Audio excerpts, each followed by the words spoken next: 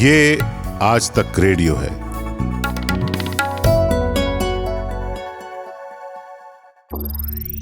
ज्ञान ध्यान।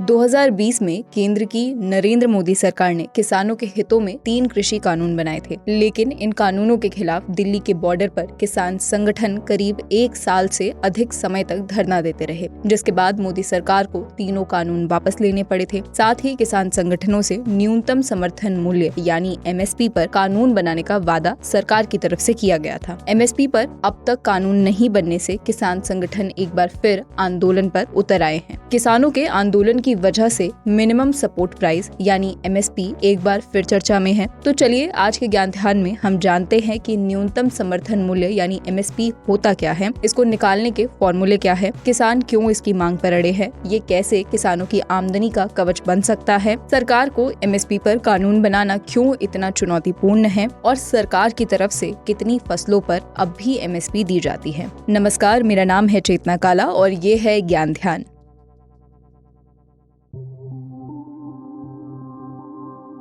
न्यूनतम समर्थन मूल्य यानी MSP किसानों को दी जाने वाली एक गारंटी की तरह होता है, जिसमें तय किया जाता है कि बाजार में किसानों की फसल किस दाम पर बिकेगी। खेती में किसानों को घाटा न हो, ये सुनिश्चित करने के लिए MSP की व्यवस्था सालों से चल रही है। 60 के दशक में केंद्र सरकार ने अनाज की कमी से बचने के लिए सबसे पहले गेहूं की फसल पर मिनिमम सपोर्ट प्राइस यानी MSP देना शुरू किया था, ताकि किसानों से गेहूं खरीद कर पब्लिक डिस्ट्रीब्यूशन सिस्टम यानी PDS के तहत गरीबों को सस्ते दाम पर दिया जा सके। किसानों के हित के लिए MSP की व्यवस्था सालों से चल रही है। केंद्र सरकार फसलों की एक न्यूनतम कीमत तय करती है, इसे ही MSP कहते हैं। मान लीजिए अगर कभी फसलों की कीमत बाजार के हिसाब से गिर भी जाती है, तब भी केंद्र सरकार इस MSP पर ही किसानों से फसल खरीदती है, ताकि किसानों को नुकसान से बचाया जा सके। अटल बिहारी वाजपेयी के सरकार से जाने के बाद 2004 में कांग्रेस की अगुवाई में UPA सरकार सत्ता में आई, जिसने नवंबर 2004 में MS स्वामीनाथन की अध्यक्षता में एक कमेटी बनाई। इसे नेशनल कमीशन ऑन फार्मर्स नाम दिया था। स्वामीनाथन आयोग का काम किसानों से जुड़ी समस्याओं का हल तलाशना था। दिसंबर 2004 से अक्टूबर 2006 के बीच आयोग ने 6 रिपोर्ट तैयार की। इस आयोग ने किसानों को होने वाले नुकसान को ध्यान में रखकर न्यूनतम समर्थन मूल्य यानी MSP देने की सिफारिश की थी। स्वामीनाथन आयोग ने किसानों को उनकी फसल की लागत का 50% ज्यादा देने की सिफारिश की थी। इसी फसल में लगने वाली लागत को 3 हिस्सों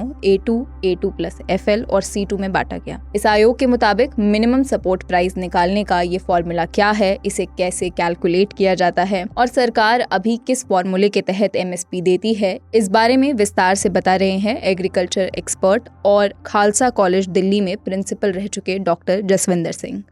देखिए, जो बेसिकली तो वो C2+50% की बात कर रहे हैं, जो स्वामीनाथन की रिकमेंडेशन है। और उसमें बेसिकली जो फार्मूला है वो ये है कि जितनी कॉस्ट ऑफ प्रोडक्शन या कॉस्ट ऑफ कल्टीवेशन आती है, उसमें अगर हम फैमिली लेबर और जो लैंड का रेंट है अगर हम इम्प्यूट करके लगाते हैं, तो वो जो लैंड की कॉस्ट है वो C2 बेसिस पे हो जाती है। अगर हम फैमिली लेबर और जो हमारी लेबर जो लैंड की इम्प्यूट जो लैंड रेंट है, अगर हम उसको उसकी एस्टिमेटेड कॉस्ट नहीं लगाते हैं तो उसको C1 कहा जाता है।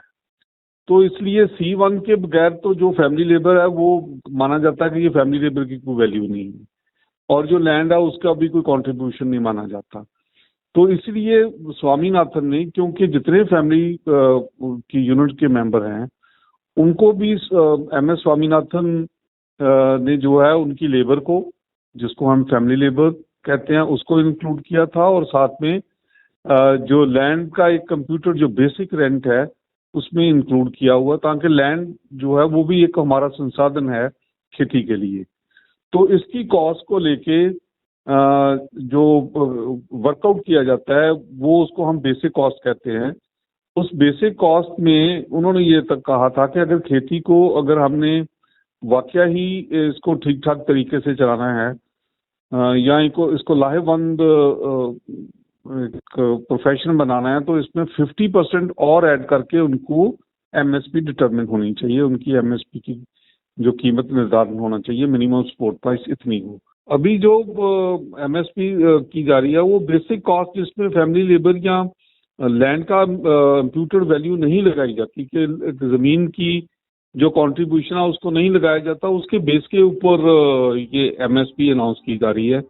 केंद्र सरकार हर फसल पर एमएसपी नहीं देती है। सिर्फ 23 फसलें ही हैं जिन पर सरकार की तरफ से एमएसपी तय किया जाता है। एमएसपी को कानूनी रूप देने में सरकार के सामने कई सारी अड़चनें हैं। सबसे बड़ी बाधा तो ये कि जब फसल तय किए गए एमएसपी पर नहीं बिकेगी तो सरकार को इन फसलों को खरीदना पड़ेगा। इन फसलों को स्टोर करने के लिए गोदाम चाहिए, जो अभी सरकार के पास पर्याप्त संख्या में नहीं है। सरकार पर फसलों को खरीदने में आने वाले खर्च का भी दबाव होगा। एमएसपी को कानूनी अमलीजामा पहनाने में इस तरह की और कितनी चुनौतियां हैं, इस बारे में डॉक्टर जसविंदर सिंह बताते हैं।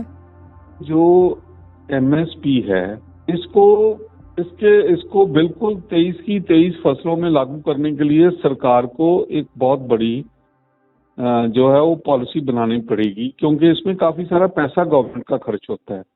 जैसे हमारी फूड कॉर्पोरेशन ऑफ इंडिया, वो कई करोड़ पैसा जो है वो गेहूं और चावल को खरीदने के लिए लगाती है, फिर इनको स्टोर्स में रखती है, और जो हमारे राज्य हैं उनमें ये डिस्ट्रीब्यूशन होती है, जिसको हम पब्लिक डिस्ट्रीब्यूशन सिस्टम या सार्वजनिक वित्त प्रणाली कहते हैं, उसके जरिए ये स्टेट गवर्नमेंट्स के पास डिस्ट्रीब्यूट करती है।